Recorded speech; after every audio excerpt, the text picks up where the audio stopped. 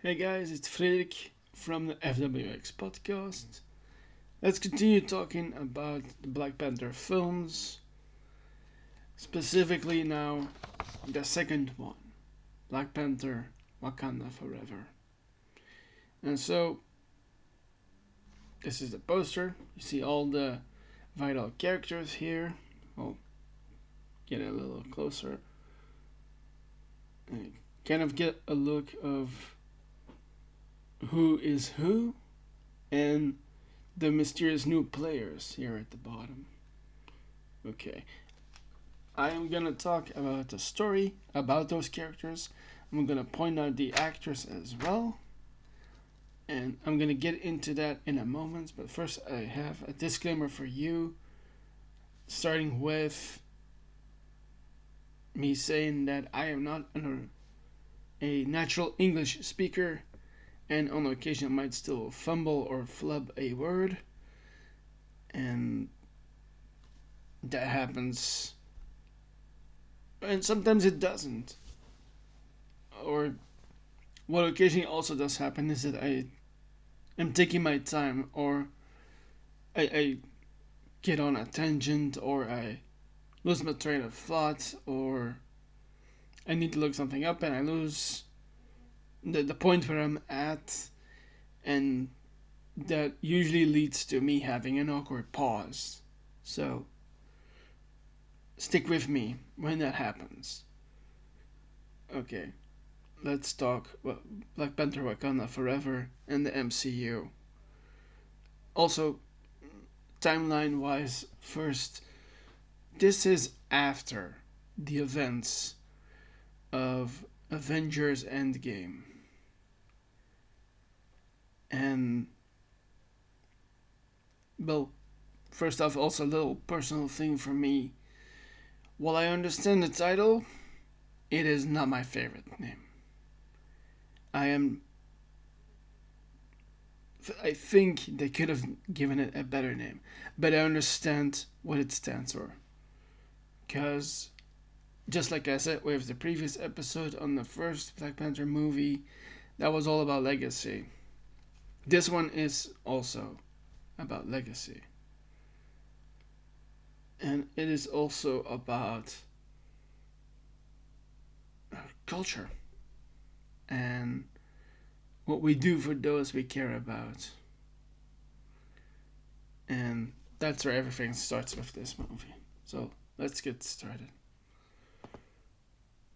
So we start the movie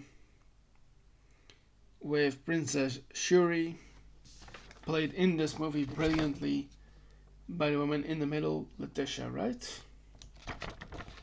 And she is in her lab trying to figure out a cure that could help her brother, as he has been suffering from a terminal illness. And she believes deeply that she can cure him with a heart-shaped herb. Hopefully a synthetic one, because in the previous movie the herbs got destroyed. They were burned by that usurper Eric Stevens. And she is kind of out of control, Shuri, in this moment. And she is trying her best to keep it together. And she's trying with all her might.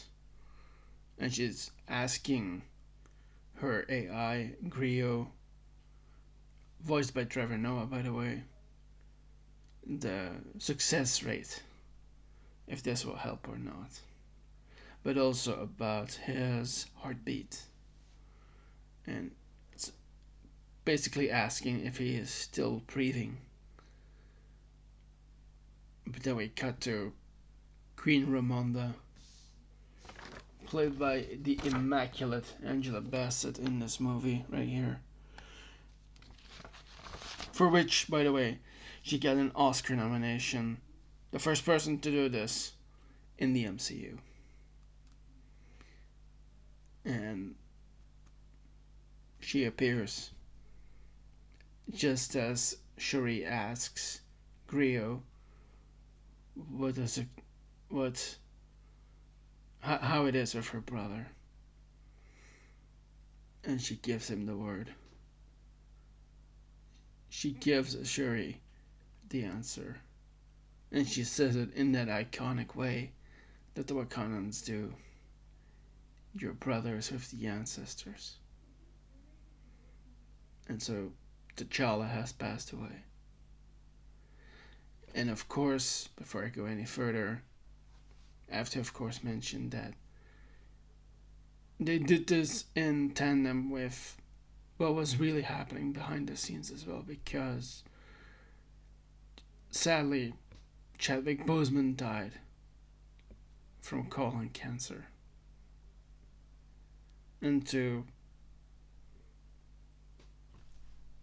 have that speak in the movie, they honor him by giving that a voice. And that is literally what happens in this movie. The prince and the king, the same person, pass away as the actor. Now, of course, a lot of people say, oh, you could cast somebody new in this role.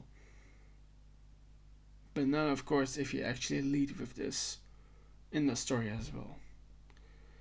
Okay, let's move on from here.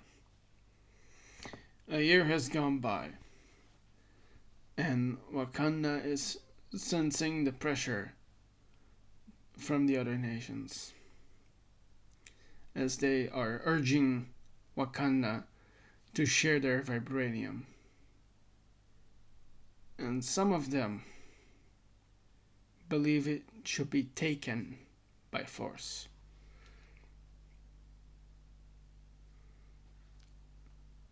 And we get to see scenes of a special forces assault team infiltrating an area, a research laboratory where people are studying and researching Vibranium,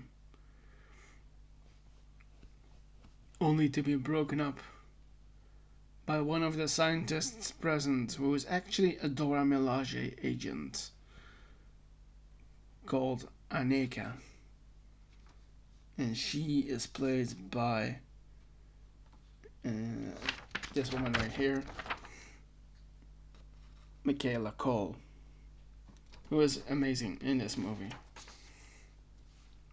And she is more willing to use new means, as she has kind of high-tech blades that she uses to her advantage against this assault force.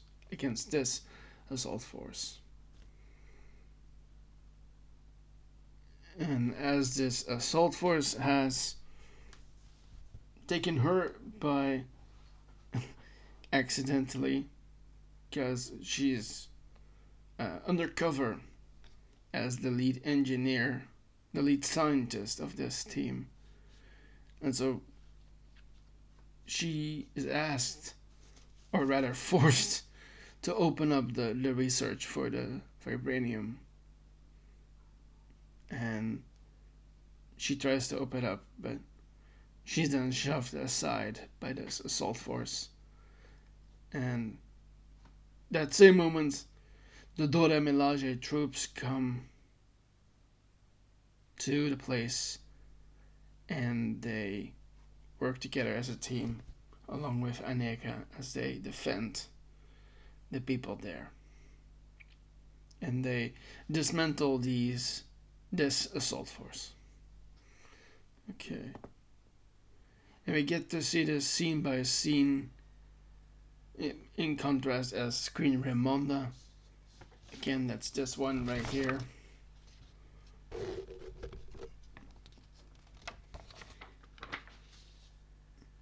As she is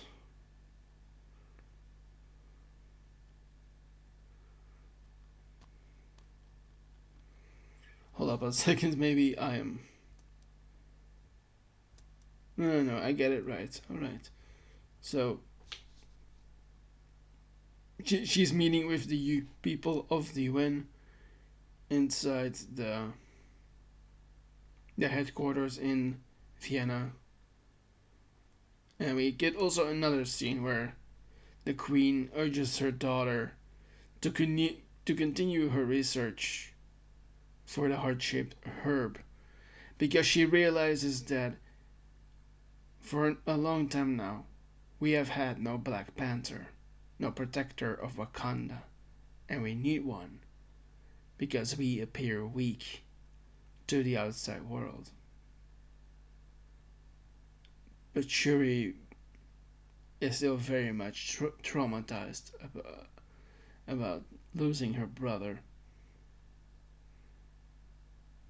and she believes that the Black Panther is not needed right now. I'm briefly gonna mention a scene from earlier that I haven't talked about yet, and that is the funeral scene and the preparation towards it, as everyone is clothed in white as more of a celebration of T'Challa's life than what did him in, what the thing was that made him die. And so we get a bunch of extraordinary scenes of the people of Wakanda celebrating his life as he has now gone to the ancestors. And those are amazing scenes, and we see Ramonda and Shuri trying to deal with it, because this is a hard loss for them. Meanwhile, on a different place in the Atlantic Ocean, there is an expedition from the United States trying to use a detector of I'm gonna rephrase.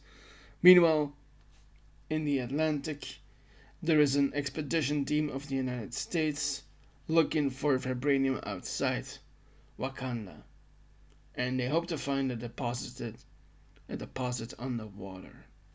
And I'm gonna drink first before I go any further.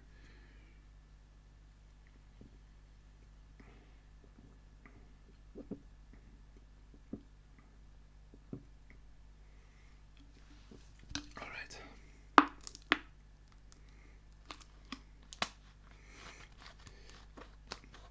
We get scenes with an agent of the US government, Dr. Graham, played in this movie by this woman, Lake Bell, who also voices the Black Widow in the What If series. We also meet a man called Smitty, played by this gentleman, Robert John Burke.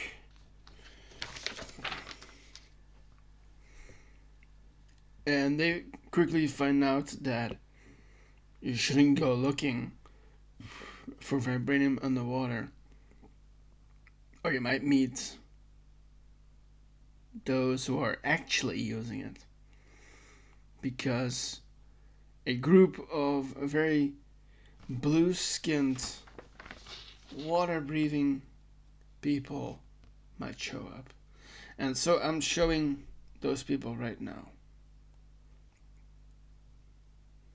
Especially the one in the middle. The one called Namor, or Namor, as we know him from the comics. And he is played by Tenoch Huerta, an incredible actor. And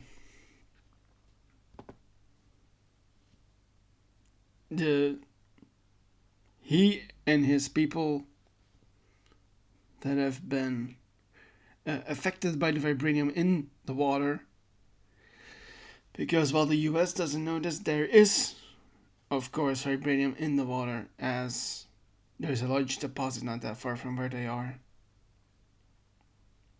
They have been affected by it. And to prevent the US from finding out, they killed this expedition team.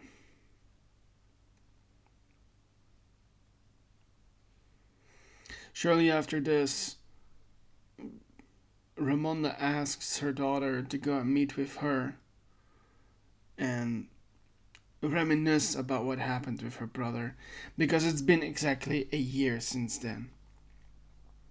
And that leads them, without technology, without anything communicative, to a place by the water.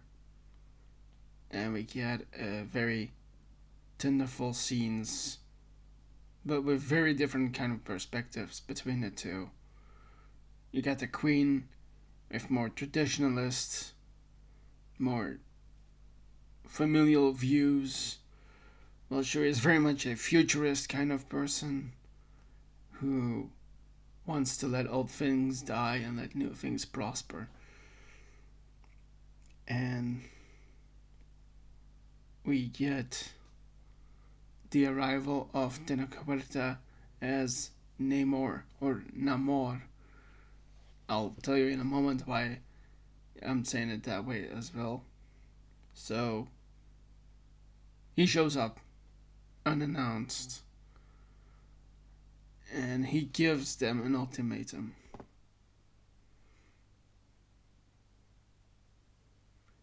He also blames them for opening up their idea of sharing the vibranium with the rest of the world.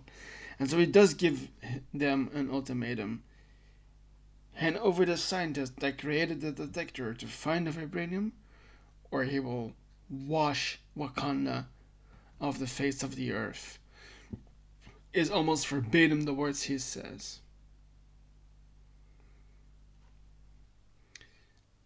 Which leads us back to another place in Wakanda where Shuri has her laboratory, and she and Okoye,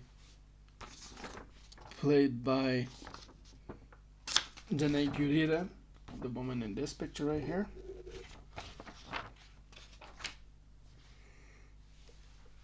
find out who has made this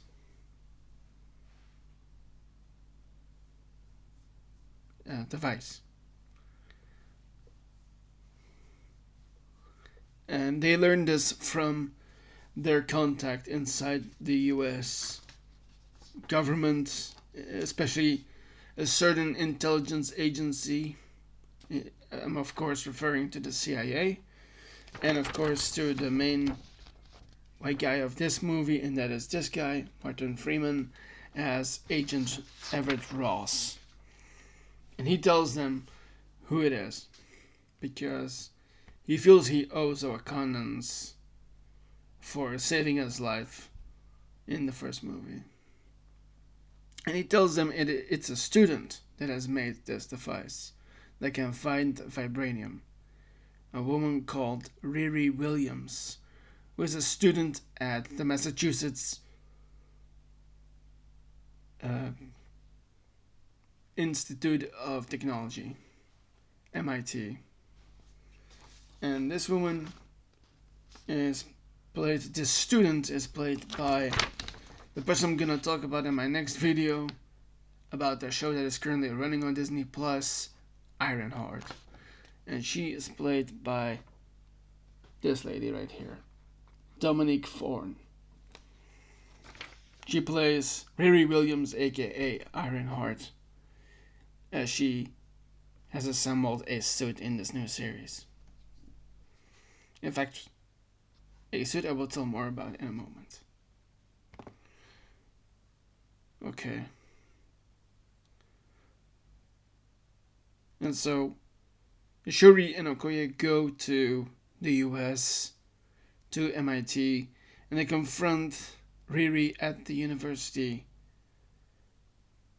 And of course, Riri has not that much idea of, does not know a lot about Wakanda, and so she is very is questioning everything that they're doing, and doesn't really know what to say, except that they recognize her genius. Well, especially Shuri does.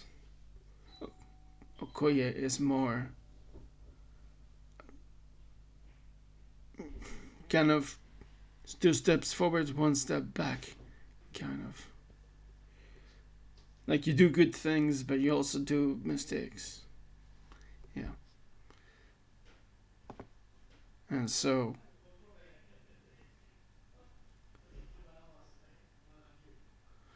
um,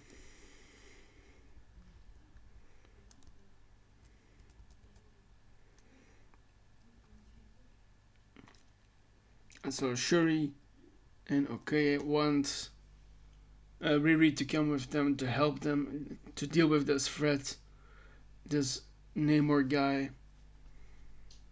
But they're quickly found out that they're not the only ones looking for Riri. And the Federal Bureau of Investigations and whoever that Shuri and her mom have dealt with before, this Namor guy, who has sent his own warriors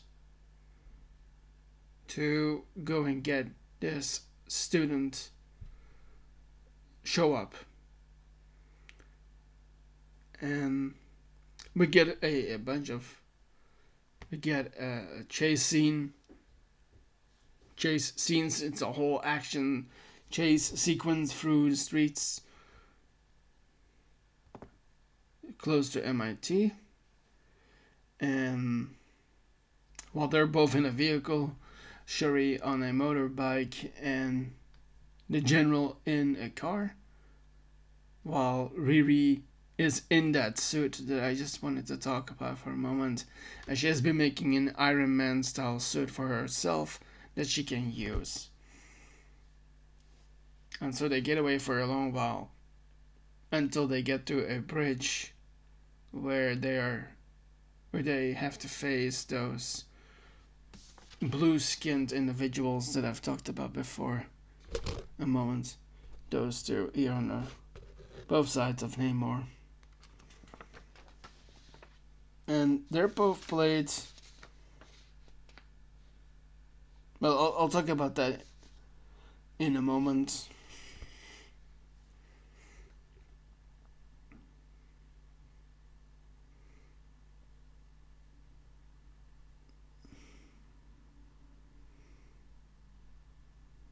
Yeah. You know what? I'll just give you the names regardless. So, the female blue-skinned person is called Namora, and she's played by this actress, Mitzi Mabel Cadena. That's her right here. And then there's also Tuma, who I do not have a photo of, but those are the two main lieutenants of Namor that he has sent to get Riri. And so that leads them on the bridge, and Okoye shows off what she can by fighting the both of them and a couple of more warriors that Namor commands. And of course, Okoye proves to be quite a fighter, being a commander and a warrior from Wakanda. But it's not enough. These people from underwater prove themselves to be quite the force themselves, and they knock Okoye off the bridge, and they abduct Shuri so that she can answer both Shuri and Riri as well. And so they're brought to wherever it is that they are from.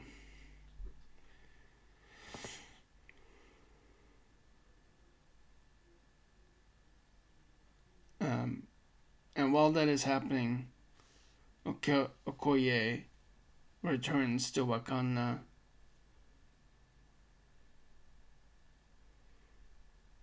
to own up for her faults. And in her return scene, we see that Queen Ramonda is, of course, extremely disappointed in her and strips Okoye of her titles, especially the one as General of the Dora Milaje, and orders her to step aside while somebody new takes her place. But it also allows her to go and look for somebody else that can help. And she goes to Haiti, where she finds Nakia, played by this one, of course, Lupita Nyong'o, who is now a school director. And Ramonda asks her to help her out and tells her that Shuri has been captured by these people from under the water. And with Nakia's past as being a war dog, which is a spy for Wakanda, she will be able to go and get Shuri and hopefully the scientist too. And so she goes and does that.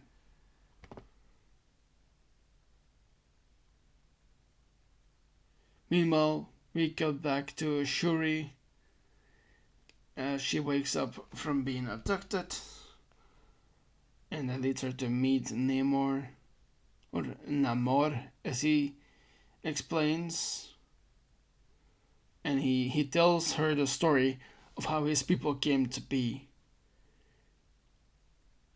in the vibranium-rich underwater kingdom of Talokan, which he has protected for centuries from the surface world. And he also tells her why he got that name. How he, as a child, got infused with vibranium as a kid when his mother was delivering him.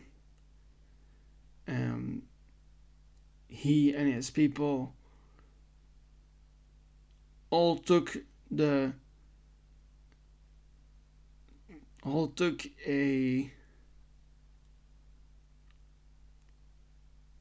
ingestion from an underwater plant that was affected by a nearby vibranium meteorite that got stuck in the water. And so they take this all, and that allowed them to live underwater as they found the water above water no longer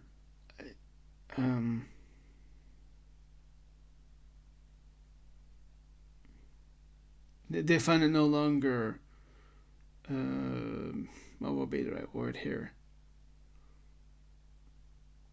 They couldn't use it anymore. They couldn't breathe in the normal air that we as normal humans experience. And I mean normal between quotations, because what is normal anymore? Both in our lives and in this fictionalized version of the world. And so the reason why he has that name, he tells to Shuri, as he tells her of how his people came to be and why they look blue exactly. And so when his mother passed, Namor came to the surface to find the effects of slavery happening when the Spanish conquistadors arrived in a new world And he saw with his own eyes how that came to be. And he ordered his people to take those that were nearby out. And because the territory where his mother was from was now conquered by the Spanish, and there was a man of faith present, and as the man was dying, because he had been hurt by the Tarokans, he said, "Sunun inyo san Namor," and I'm probably butchering the phrase, but it basically says, "You are a child without love. Namor." And that's where he got that name, Namor. And so he tells that to Shuri, and she asks him if she's able to go and see the kingdom of Talokan. And he takes her to it through the use of an underwater suit that is technological enough for her to breathe in as they go into the very deep waters of where they are, of Talokan. And Shuri sees this kingdom for the first time, and it is magnificent, she thinks. And she tells that to him. She says, "You have a beautiful home." I'm not putting words in her mouth. That's basically what it comes down to, what she thinks. And so she gains a new perspective, as Namor is still very bitter about what the surface world has done to him before and to his people, as he is the leader of Talokan, the king of Talokan.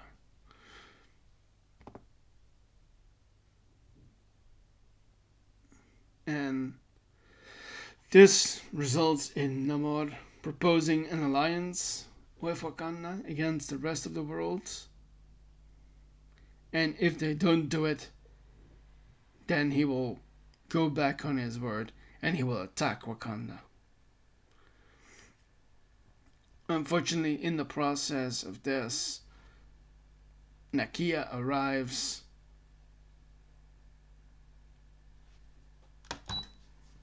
And by the way, if you hear a sound in the background, that's the AC in my room, because it's damn hot here. There's currently a heat wave outside, and I'm putting up the AC for a second, so. Okay. So, in order to get the both of them out of there, Shuri and Riri,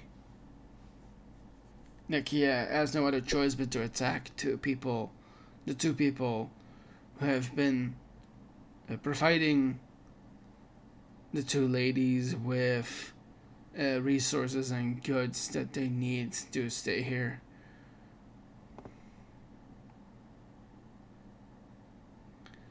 And she accidentally kills those two Talokanil guards. And Shuri isn't understanding it, and as she goes back, and shortly after this, Namor finds out what has happened, that a Wakandan has retrieved the scientist and the princess. He promises retaliation to his people, as we see him pronounce it to the people underwater in the front room and the larger area where everybody is waiting for him to deliver his word We get a glorious scene with him sitting on this chair with like a huge, looks to be the skeleton of some kind of megalodon like creature. You know, like those giant shark movies, basically. And he's got a front of it. And he tells his people that we will retaliate, we will strike at the heart of the Wakandans. And we cut back to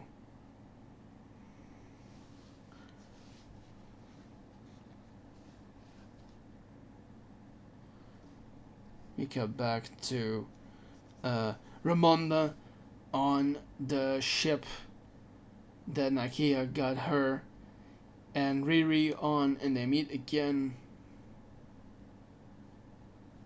And we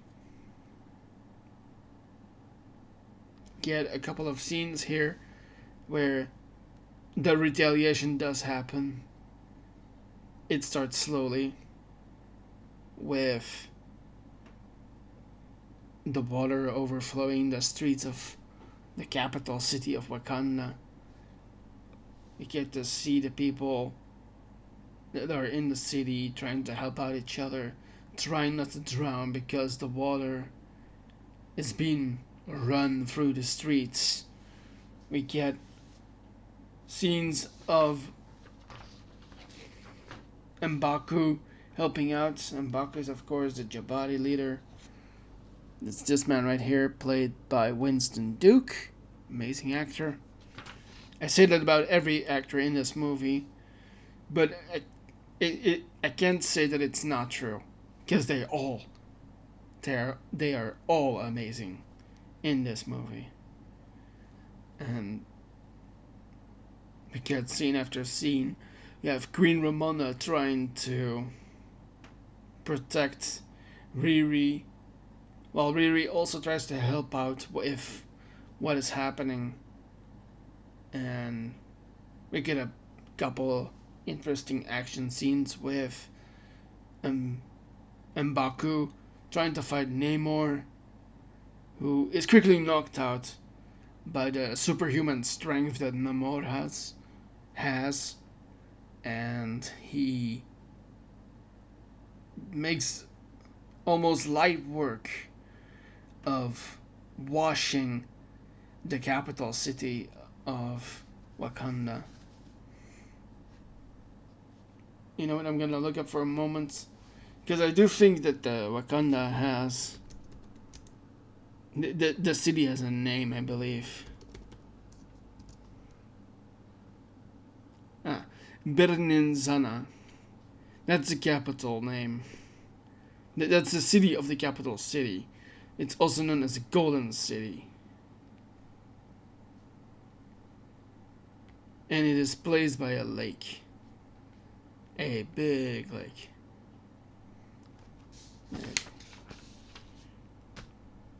You kind of see in this poster kind of like the high-tech way the city is built, with high buildings here in the background and here as well. And so we get a couple more scenes like that where people are just trying to help out each other while Namor is bringing the water to the fights. I know you usually say bringing fire to a fight, but here it's more relevant to say water, of course, because it's all water based, and he uses bombs of water to make as much destruction as possible, and he throws it at the main building where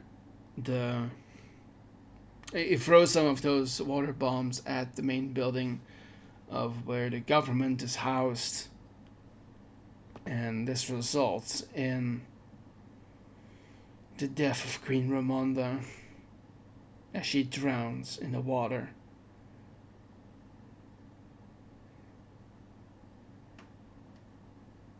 While she was trying to save Riri Williams from not dying and we get a couple of scenes of Namor and Shuri, and he vows to her that he will return with his army to really destroy the country and the city and the people there.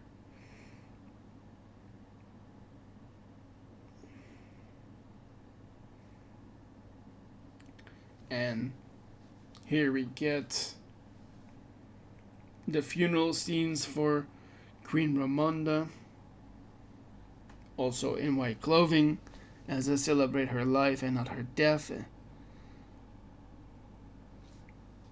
And of course, this is highly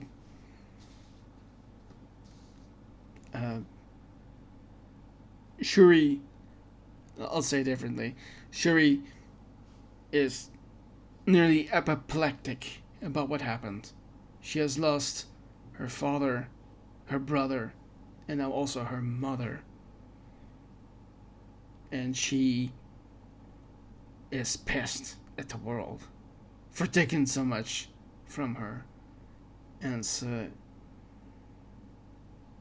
and she meets with M'Baku, who tells her that he has had a proposal by the tribal elders that he take care of the citizens for a while, as they're willing to relocate people to the Jabari lands so they can live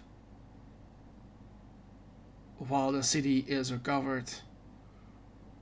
recovering from the attack on the city.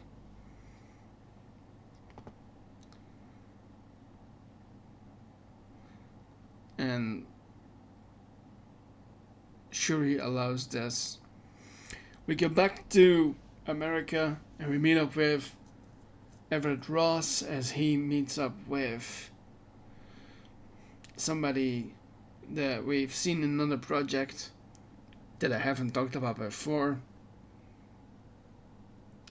and that is Valentina Allegra de la Fontaine, who is played in this movie for brief moments by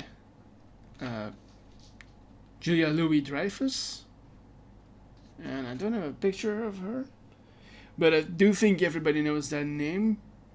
She played on the show VP. I'm gonna look her up for just a second so I can be sure about things.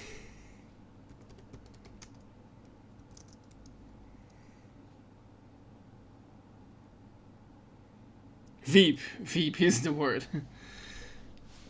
She used to play in Seinfeld too. She also recently has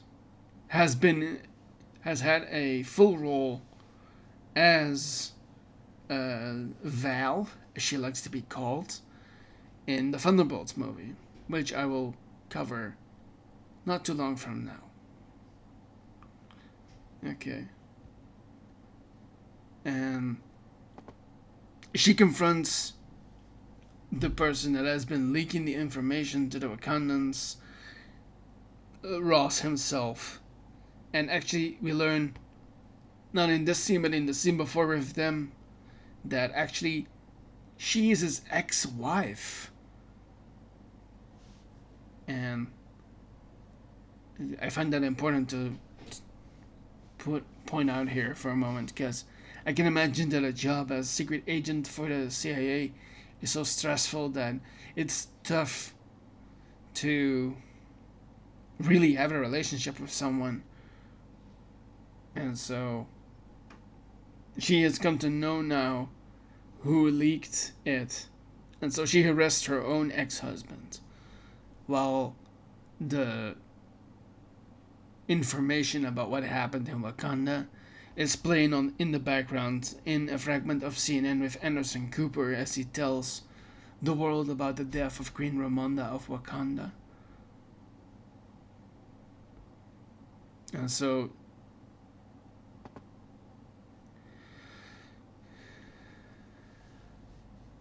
that leads us back to Wakanda, and we meet back up with Shuri as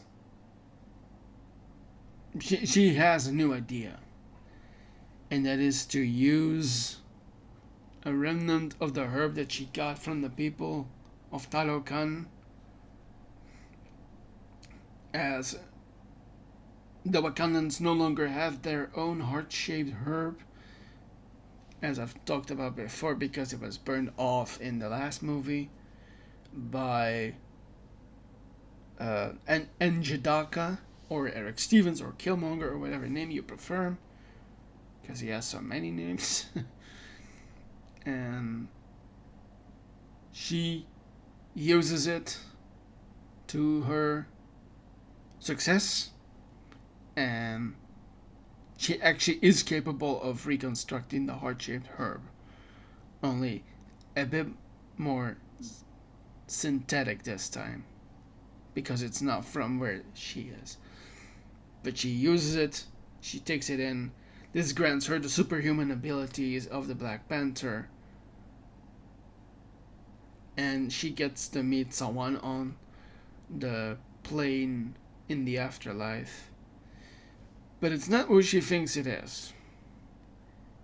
And here we meet someone we thought was dead, who definitely is still dead, and it's Killmonger, played by, and I'm gonna show you the poster from the last movie, Mr. Eric Stevens, played by Michael B. Jordan, as he talks with his niece, with his cousin. It sometimes mix up the words for niece and cousin, because in Dutch we have a word more similar to nephew and niece for our cousins. So that's why I'm rectifying this for a moment.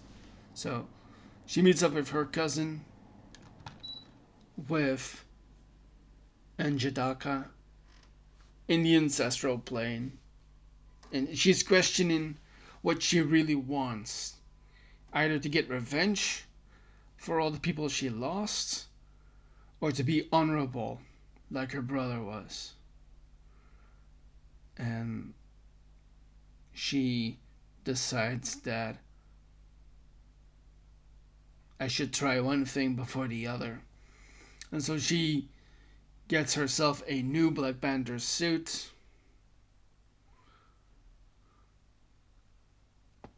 and to get the approval from the people of Wakanda, she uses that ship I've talked about before and drops in on a meeting.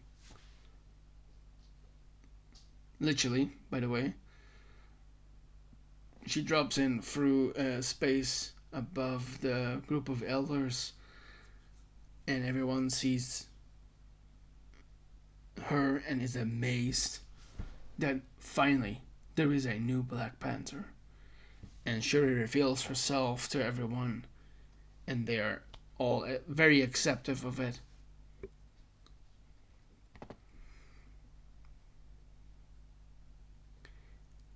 But not everyone is in favor to attack Namor, because M'Baku is trying to urge for peace.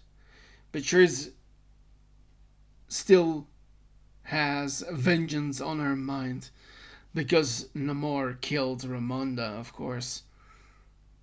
And she determines that they need a counterattack on Talokan. And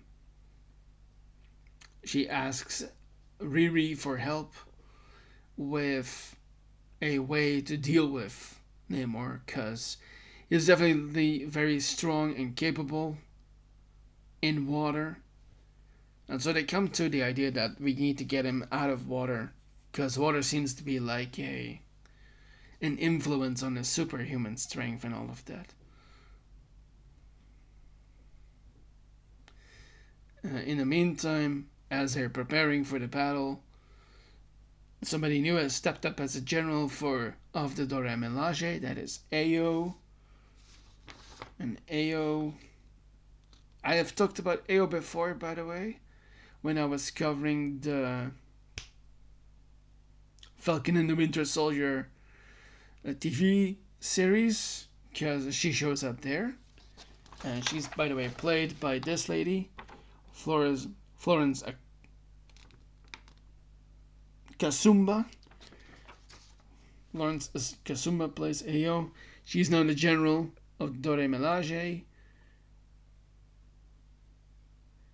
while she gifts Okoye, who's decided that she still wants to help, and she and another member of the Dore Melage, who I've also talked about in this story, Eneka, played of course by Michaela Cole, as you can see right here. And they get a new armor that Shuri has been working on this whole time. It's called the Midnight Angel. And of course, being more traditional,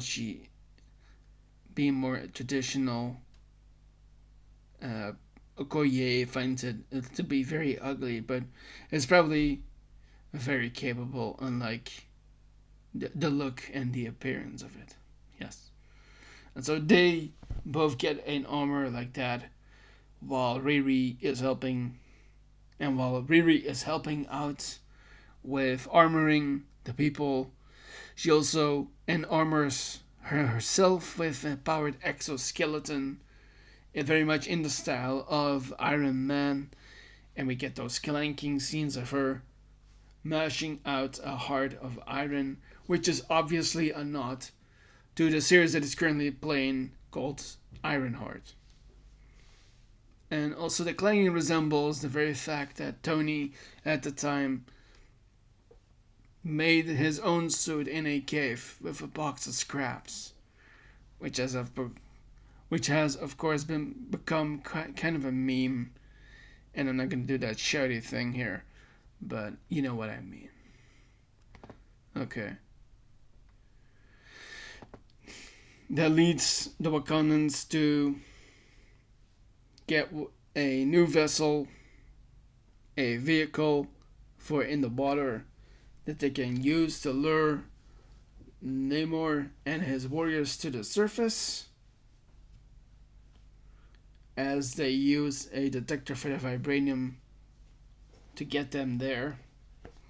And there the battle starts on the ship. And while everyone of the Wakandan troops is trying their best to hold against the forces of the Talokans, Shuri fights with Namor, and at first she traps him in a fighter aircraft where she tries to weaken him, and in an effort to not make him sweat or let him make any kind of liquid, because that does seem to give him the advantage over her as he gains superhuman power from it. And the aircraft ultimately finds itself on a deserted beach, and where nobody is. And here they fight.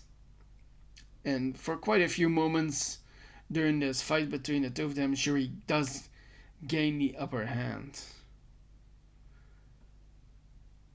and fights Namor to a stalemate almost.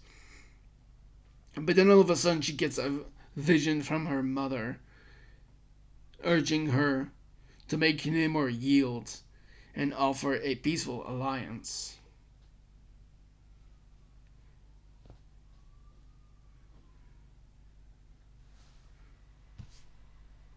And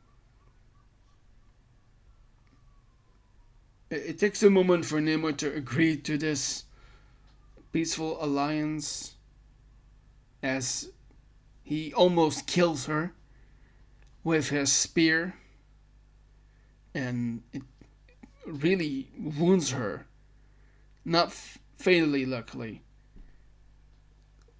but hard enough for her to learn a lesson about fighting people, especially people that can overpower her.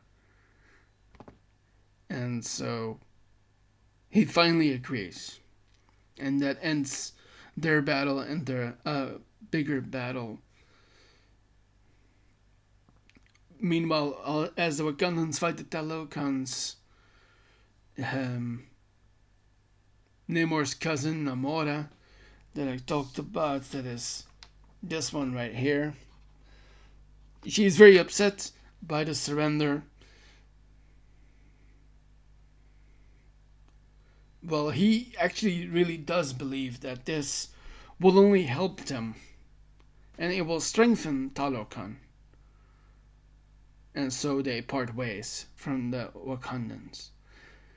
And we get the last couple of scenes from this movie as Riri decides to return to MIT to finish her studies.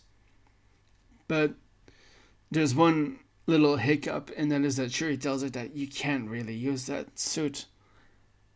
You use it, and we're grateful and appreciate that you helped us fight, but you need to leave the suit here. And so, Riri goes without her Iron Man-esque armor. Which, by the way, had also a good couple of action scenes in this ending scenes between the Wakandans and the Talokans as she's helping out and facing off against those fighters. I will say though, the design of her suits do look a little bit more anime mech like, very I forget the word. Almost a little Power Rangery, but also another one. I keep forgetting the word. Anyway, so she leaves the suit behind. She goes back to MIT, and we also see Ross being freed by Okoye in her new armor, the Midnight Angel armor, and he's grateful for it, of course. And we get to see Shuri as she now uses the newly made heart-shaped herbs to ensure that the Black Panther mantle will still be used in the future, so that there always will be a Black Panther to help out Wakanda and possibly the rest of the world. And she decides that I shouldn't be queen of Wakanda, and decides that it is rightful for M'Baku to be the leader of Wakanda right now. But he decides also that I don't really want to be king, but I am okay being like an interim steward for Wakanda. And so he challenges anyone that wants to get a chance at the throne inside Wakanda. And that leads us finally to meet Shuri in Haiti as she goes to visit Nakia and finally does what Ramonda wanted her to do from the very beginning, and that is to shed her burial clothes, those white robes that she used at the very beginning, and she burns them on a little campfire, which is what her mother wanted, as she also is finally grieving for her brother and honoring him and the life he led, which is a clear nod to what Ramonda wanted. And that is the end of this movie.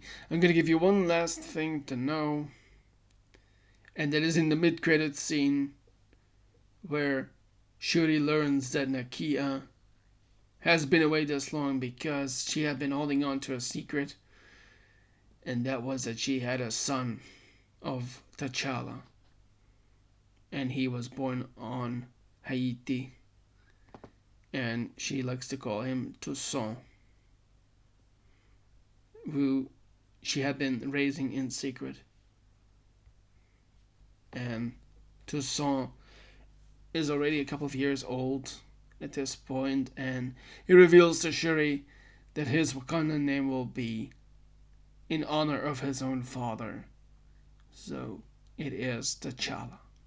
And that is where this movie ends, with a bittersweet ending in an amazing movie full of incredible performances and action and new people stepping into the light as we get to see what Marvel does best. Telling character heavy stories of people proving themselves in themes that we have known since the beginning of man. And so that is where all of this ends. So I want to thank you for listening and watching to me talk about this movie, about the story and the characters. And also, if you like, you can like this video. You can subscribe to the channel if you like this kind of content. You can also share this with friends and family or online here on YouTube. And I would be grateful if you also leave something in the comments if you want. But do please keep it civil and friendly. And so that's where I leave you guys for now. I am Frederik for the FWX podcast, and I will see you in the next video. See ya until then.